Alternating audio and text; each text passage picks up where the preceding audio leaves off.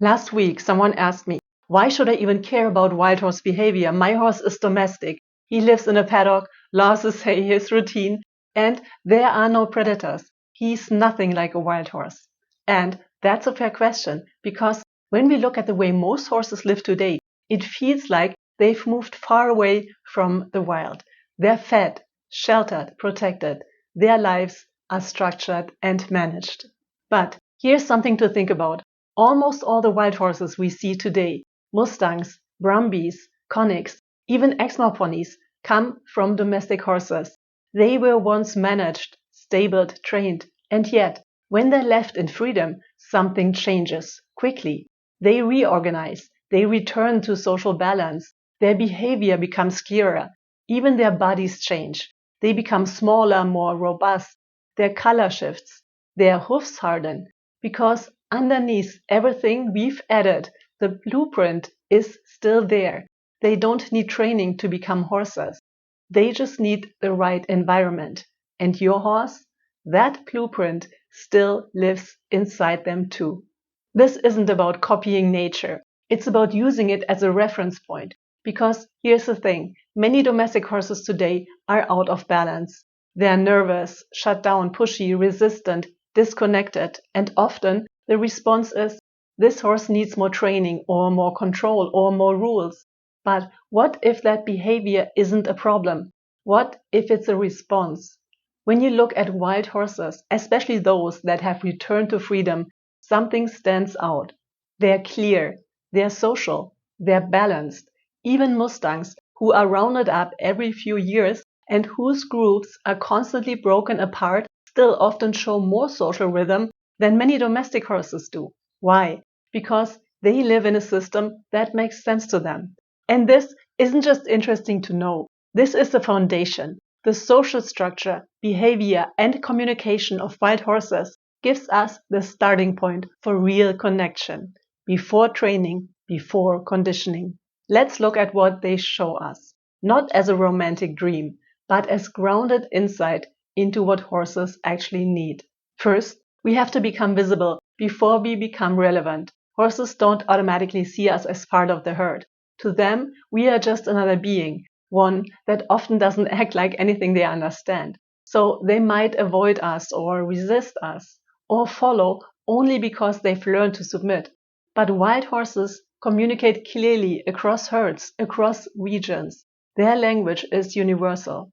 They don't need training to speak it. If we want a real connection, we have to meet them there. We have to step into their system, not expect them to enter ours. Second, horses take their time, and that's not a problem. In wild herds, responses aren't immediate. A mare sends a signal, the other one watches, maybe turns her head, maybe not. There's space, there's timing, there's observation. In our world, we often expect instant reactions. We see slowness as resistance. But horses don't operate on urgency. More pressure doesn't create more clarity. It just creates more tension. Third, they correct once, and then it's over. In wild herds, correction is situational. One step too close, a tail swish, a shift in weight, message received, situation done. There's no drilling, no repeat cues, no make them do it until they understand. Domestic horses are often caught in a loop of constant correction. And that weakens trust.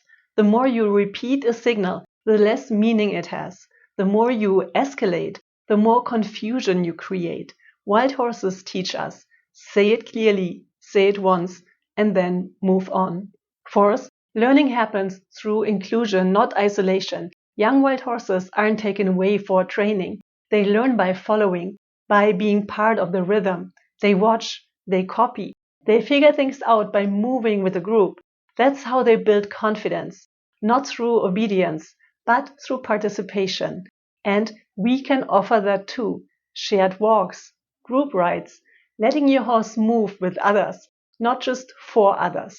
And you don't need to live on 500 acres or quit riding to use this. But you can start asking, is what I'm doing natural for a horse or just normal for me? Am I creating real structure or just more control? Do I lead like a calm herd stallion or instruct like a school teacher?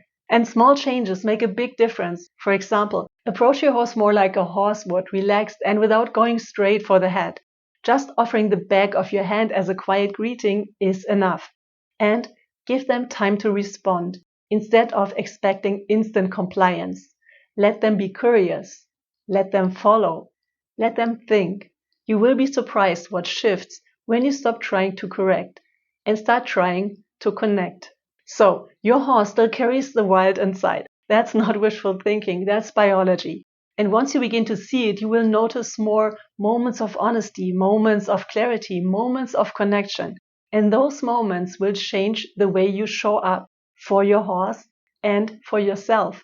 So, if you'd like to have some ideas on how to apply this to your and your horse's everyday life, you will find my free guide, blog, intro series, and infos about the membership program linked in the pinned comment below. Thank you for watching and for being curious enough to see the world a little more like your horse does.